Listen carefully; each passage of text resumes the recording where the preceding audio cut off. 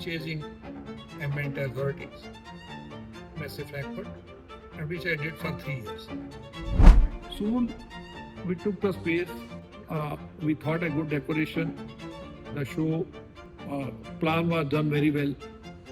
This all took 1 year, and the show dates were declared as January 22, 1994. Just before 1 month before the show, the whole complete game changed, which you can say is a game changer month. 1 month before, the buyer whom we had approached, and wherever we left the leaflet, airmail, through direct, through some exporter, through Indian embassy, whatever we did, and I started.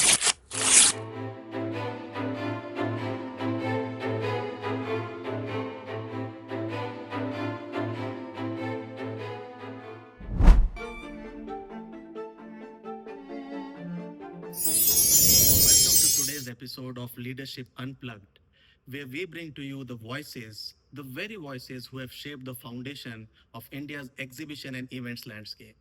Today I am sitting with the true titan of the industry, Mr. Rakesh Kumar. I don't think he needs an introduction, but as the chairman of India Expo Center and Mart, he has been instrumental in transforming Greater Noida into a global exhibition hub. As a chief mentor of EPCH, the Export Promotion Council of Handicrafts, he has been instrumental in pivoting the role of Indian handicrafts, on a global level. And as a past president of the IEIA, the Indian Exhibition Industry Association, I think he has empowered and inspired a whole generation of professionals and industry leaders and taken the industry to the new levels that it was never seen before. Thank you so much, Mr. Kumar, for being our guest today. Uh, it's truly an honor to be sitting beside you to conduct this podcast. I think you are one of those visionary gentlemen who have who I have looked up to personally in my journey. To begin with, I would like to understand from you 20, 30 years down the line, how do you see what brought you to the events and exhibition industry and what inspired you to really take on the challenge of this industry? Raghav, thank you very much for organizing today's podcast. I had a very pleasant task that was given to me as the executive director of the Export Promotion Council for Handicraft way back in 1987. So, the moment I joined the sector, it was not an industry, it was basically a sector. That time, the biggest challenge for the sector was that I had only few exporters in the country, about 700, and there was exports of around 386 crore rupees from India to the entire globe. And that was a time when the country had almost more than 4 million craftspersons working in the entire country in the different clusters. Our biggest task was how to make the Indian handicraft sector a very important product, a requirement, and sellable product all over the world.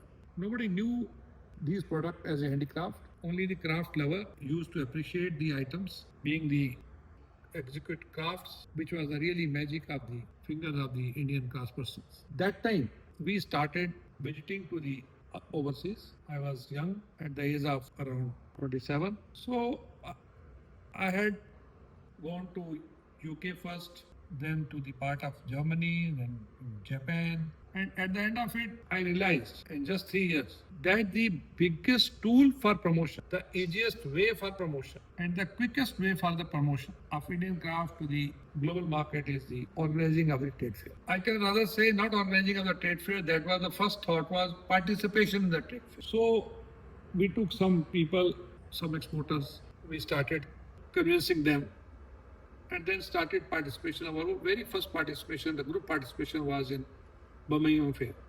And this very first participation, you will imagine, was to the size of only 45 square meter, in which 9 exhibitors from India participated. That means about 5 square meter each exhibitor. So that was the participation. Likewise, just in 1 year span, we participated in Berlin show. There was a very good show known as Partner in Progress, Import Fair Berlin. And then some other shows in Europe. the response to our product was really overwhelming because the buyers in those countries never met the Indian suppliers directly. Before that, Indian suppliers, Indian products used to go through the various third party people whom we call the merchant exporter at that time or the agents. And all these people had a very big opportunity with them to participate in the then major show, which I am referring without any prejudice, is the Ambiente in Frankfurt. Only handful of the exporters from Moradabad and other places, the total numbering 34, were participating in that show. So these exporters, while going to these shows about a week or 10 days before, used to call the suppliers or other people to give the samples, put the code number. They never knew about the product, and just to carry, display there, get the use order, because show was hugely successful. Mente was that time Mecca for handicraft for all our products, and then come back to India and distribute the orders after taking out their own profit margin, which was also quite big. So almost 3 times was the cost they used to put up. Now, this is the high time when we gave a thought that let us now bring our exhibitors to Ambiente. The moment we talked to the people in India, the supplier, they knew that their main channel partners, they are going to that fair and they may get the opportunity. Everybody was very keen. And I started chasing Ambiente authorities, Massive Frankfurt, and which I did for 3 years. Certainly because of the show was in demand like anything. The opportunity to the new supplier was not there. So by the year 1992 end, we had to take a decision that now persuasion is enough. There's no need. What to do? Let us keep our application there, because every time the answer was, what is new with you? Already we have sufficient 34 suppliers from India. So why you are going to bring here the more suppliers from India? What will be the value you will add? Then we thought of organizing, making an attempt to hold a trade show in India. So I very clearly remember early 1993, in the month of January, we took a decision together in one of the EPCH meeting that we'll hold a trade show in India, and its name will be Indian Handicraft Gift Fair. Because I had by the time realized that the handicraft will not sell just as a handicraft. It is being given more as a present, more as a gift. So adding gift word is very, very important for our sector. So we added the word gift along with the handicraft. The logo was decided, everything was decided, and we decided to hold the show the very first time, which Raghav, you will really believe it, at Convention Hall of the Ashoka Hotel. Wow. We booked Ashoka Hotel Convention Hall because our confidence was not much that we will go beyond that. We said, okay, this much area is enough, because whosoever we discussed, we had an advisory committee and all the 12, 15 members said, okay, this is, even if we are able to fill this hall, we'll say, okay, it's successful. Anyway, after the second or third meeting, by the month of February, March, we all discussed again and we realized that no, the show should be held at an exhibition center and you know well that in India that time, the only exhibition center was there. That was Pragati Maidan. Yeah. And there was a very cooperative and very nice gentleman at Pragati, the then Pragati Maidan chairman, Mr. Mahesh Prasad. I've been to him, discussed with him. He agreed because that time in Pragati Maidan also only very few exhibitions used to be organized. So we took the hall number 18, which nobody used to organize the exhibition. Yeah. This was a very isolated hall in front of the Supreme Court. So that was the area. We took that hall because that hall was much cheaper than the other halls. It was a low, newly built hall. But we could see that in Pragati Maidan was not using it much. So, but I could make it out that how I have to plan it. Its parapet, its long walls, very large beams. That was eating the entire space. And that was also always have been the challenge for the exhibition organizer in that hall. That made them their show very challenging in terms of its ambience. Soon we took the space. We thought a good decoration. The show plan was done very well. This all took 1 year, and the show dates were declared as January 22, 1994. So the very first show of the IGF was organized in January 1994. This 1 year was challenging because I had that time gone again to another gentleman in Pragati Maidan. His name also I would not like to, I would like to rather mention it today. I don't want to leave his name. He is Mr. Rakesh Kumar. He was the then general manager there. So I had discussed with him. I said, how? So initially he laughed. He said, do you think you will organize a show in India for overseas buyer? And he repeatedly asked me 3 times, are you sure? I said, yes, sir. It is going to be only for overseas buyer and not for the public. He said, anyway, if you have that determination, then keep in mind the only way of success of the show is if you are able to get at least 100 overseas buyer in the show. If these 100 overseas buyer will visit, your show will be successful. And then I took some tip from the gentleman that how these buyers can be invited. He gave me tips, which was more as a documented tips normally, but participation, exhibitions, and some advertisements, some all together, all over that. Now I tell you what exactly at that time was the situation. Comparing today with the communication, I think there is no comparison where we were. No mobile, no email, no fax at that time. Yeah. Except one teleprinter and phone where you have to book the trunk call. There used to be a name called trunk call for all international ISDs. Yeah. So you have to book a trunk call. So that was the communication way. So that means every time you have to write a letter, invite letter to overseas. Then the most important, no data. No data available because there are buyers, but no such directory, what you have today. No any Google or no any search.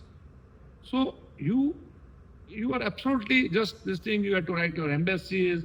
They will also say, okay, yes, we'll also inform people, and then others. But that time, we talked to many people, and we started this activity on our way. And then in the month of August, September, there were some shows in Europe. I had gone there personally with some headwinds. And I stood outside the exhibition center. And whosoever buyer was coming with the badge card. And I could see that. So I tried to give him the leaflet, convince him. Some of them also said no. We don't want. There were some other language people like Spanish and others. So they said, no, sorry, we don't want. And some of them also laughed that, sorry, we are also exhibitor. We are, we are not the visitor, we are not the buyer. Then had to go to all the exhibitors pavilion where people were selling the similar product. Then to each and every person had to give. But there it was a phenomenal response that the buyers started discussing, yes, you have a fair, you have a feria in India, you have a messe. So whatever language was there, they started talking. And I could realize very first day when evening, I was having a really very happy day and a smiling face when I had collected 8 visiting cards where they had said, yes, we wish to come, send us more details. I wrote all the details. By the time there were no number of exhibitors decided because this was the buyer front. On the exhibitor front, the canvas was completely black. The issue was that we had no much exhibitor. We were not able to either convince the people or they had no confidence on us.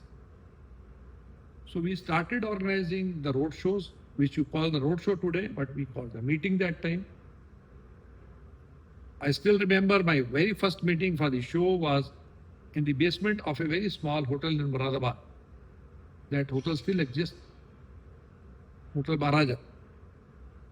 And there, likewise in the other places, we had gone place to place, Jaipur and other places, invited exhibitors over a cup of tea through their association. People came, discussed, and then after that, some people, yes, no, likewise. So with a very great difficulty, we could had only 150 exhibitors in the show. The hall,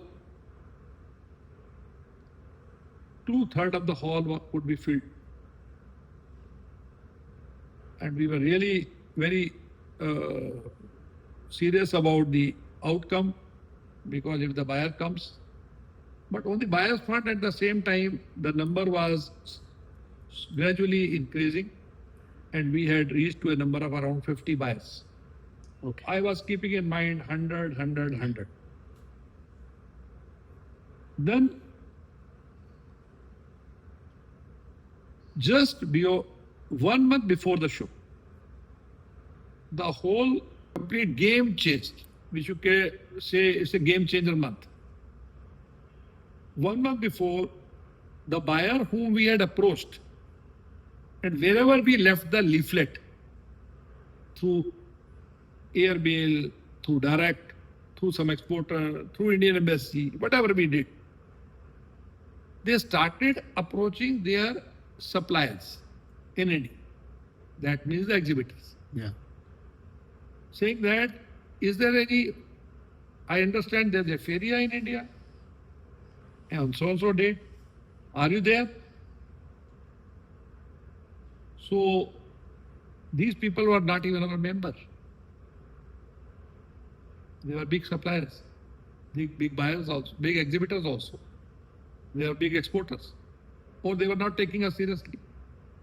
Our phone started ringing. And every day we started getting 10 to 15 new exhibitors.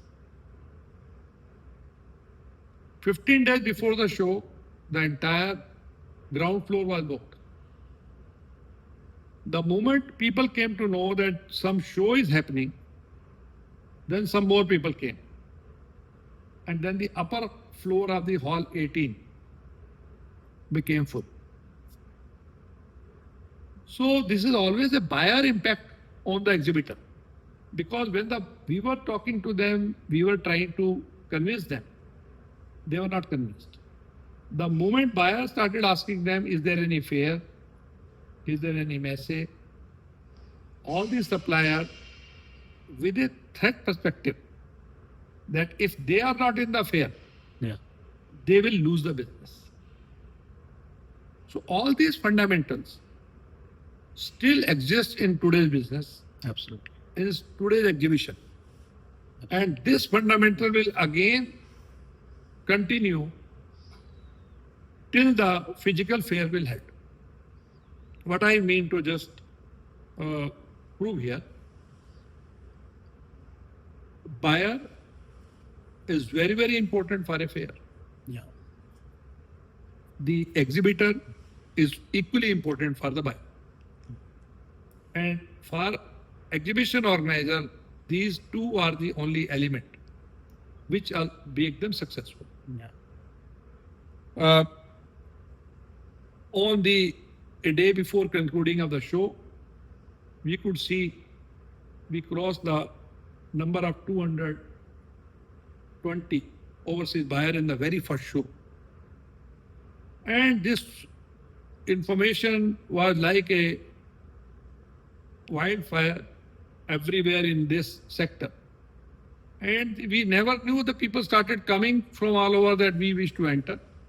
And we made a point that we will not allow anybody other than the exhibitor and the buyer in the fair. So IIGF, Indian Handicraft Gift Fair, was the only show in Pragati Maidan all those years till 2006 we were there, that never allowed any public, no retail sale, and nobody other than the registered buyer. So all these people with great difficulty, they could come, they could approach us, they started giving. So all this. I'll tell you that down the line from 94 to 2006, we were there at Pragati Maidan. And the EPCH membership grew by 10 times. Then we had 7,800 members, which today we have more than 11,000. Today the handicraft exports is around 35,000 crore, which was 320 crore at that time, and 286 in 1996. So this number was doubled. There was a phenomenal growth in the exporters sector and the product. We also started studying the trends and invited the lot of overseas experts, and we started changing the shape of the industry. Because by the time I had realized that the handicraft is not the product to be sold as a handicraft.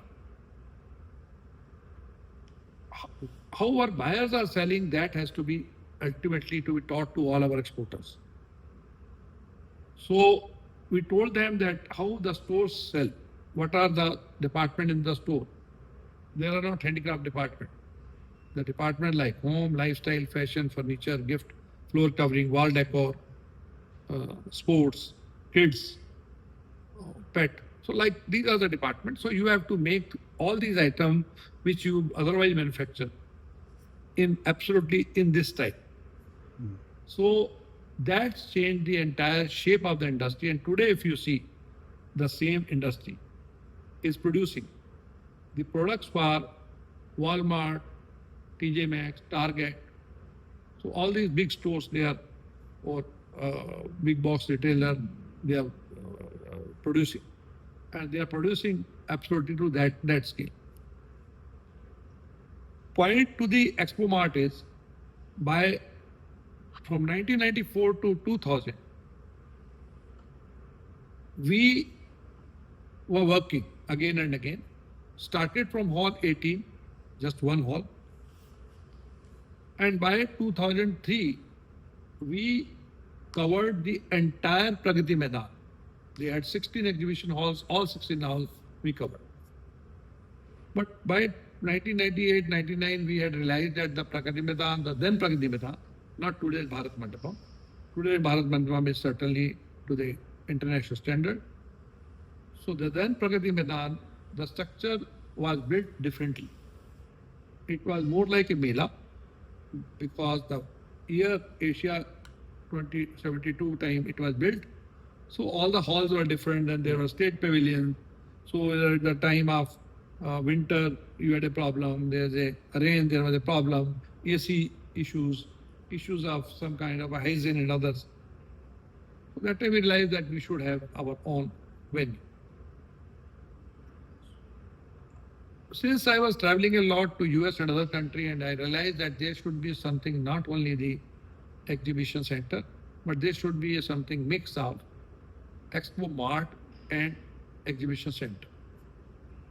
Mart means the permanent area where all our players will be present there, particularly the outstation exporters who cannot afford a showroom in Delhi.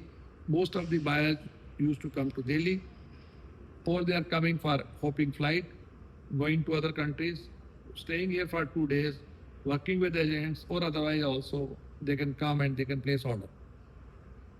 Outstation exporters have to come and then show their product, staying in hotel and then bringing all the samples was difficult. So that was the pain point. We addressed that pain point through the permanent structure of the mart area. But at the same time, every year there will be new adepts. So new generation will come. Yeah. Fresh blood will also be infused in the sector. For that infusion of the fresh blood and also the old player, if they wish to expand themselves, so there's going to be some kind of diversification in their businesses and their products. Then the exhibition center is also required. So both have to be parallelly built. So this was done together. I'm also happy to share with you that center was built not with the government money. It was built with the money of the small exporters who are 1250 shareholders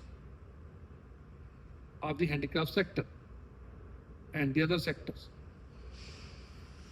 Government had given a lot of handholding and some support, like some support through a side and some other supports.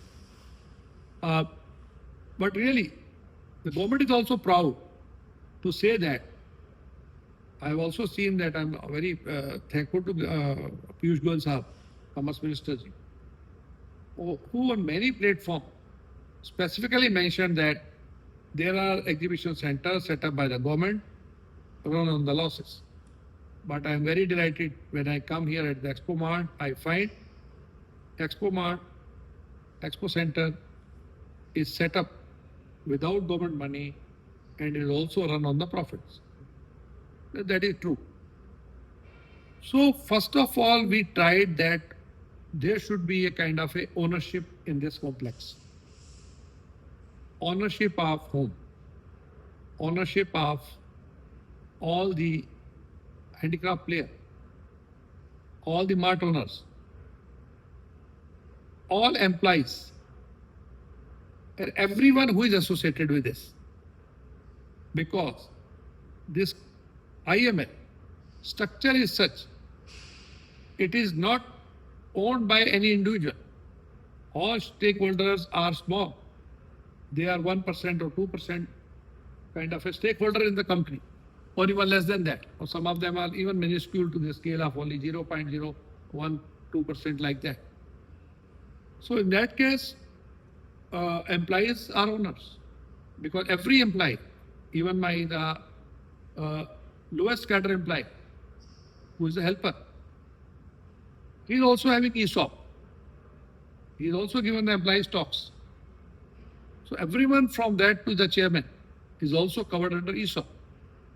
So that is ownership. So he owns the company. He owns the company to that portion. And that's why he works for the company. For him, it's important that if there's a small thing where I can contribute. So everybody contributes to that affair, and I'm very happy that I've been able to at least build that spirit among us, each one of them. This has brought now the IEML absolutely to a different ball game. Today, we are not only the venue. Today we are working on 5 different verticals which are all interconnected. The one vertical which is basically from its foundation, from its mandate, that is the venue. The second vertical is we also organize our own shows. We do today 11 shows of our own. That is the second vertical. The third vertical is we have all the expo marts. So all these products also needs kind of a marketing and handholding in the marketing.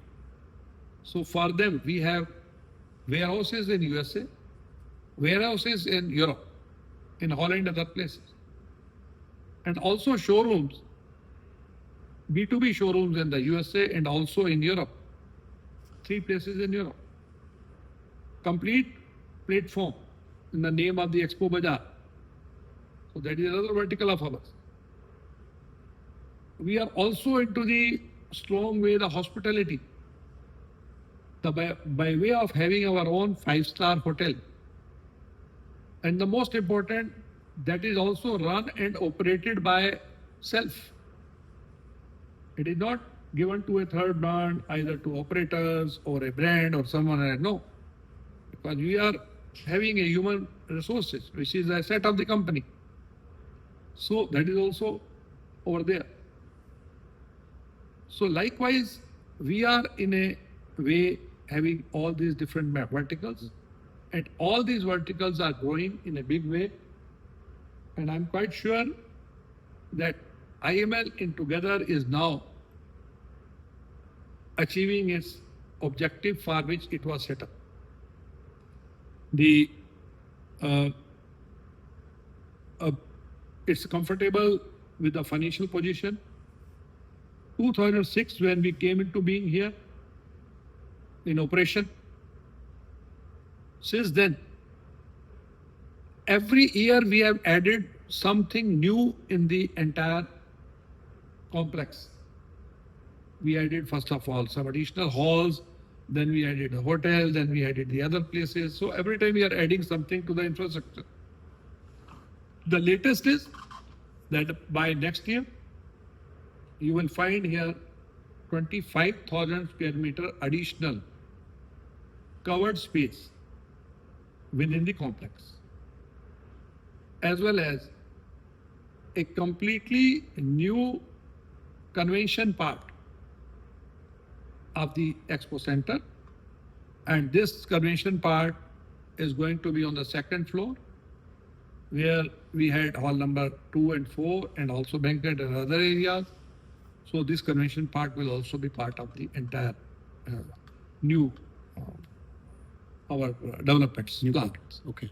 So I'm quite sure that this will work well, and in the years to come, Expo Mart will further grow with the same speed as in the past. I think rest they say is history, because it started with a small step, and how it has evolved. It has been an eye opener for me today, learning so many facets. How small, significant contributions became so meaningful by you, Mr. Kumar, and how this small steps that you took, like visiting trade shows, doing marketing for the handicraft sector, resulted in a whole new show for the industry. And today, IAGF Fair is amongst the biggest shows held in India, and we are so very proud of the show because it brings the foreign nationals to the Indian market, and the Indian handicraft sector gets a push like none other.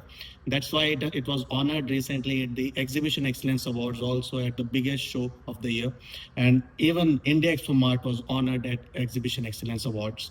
Mr. Kumar, and keep taking the small steps, because hard work never goes waste. Pay attention to the buyers, pay attention to the exhibitors, and the show will be a success. Thank you so much, Mr. Kumar.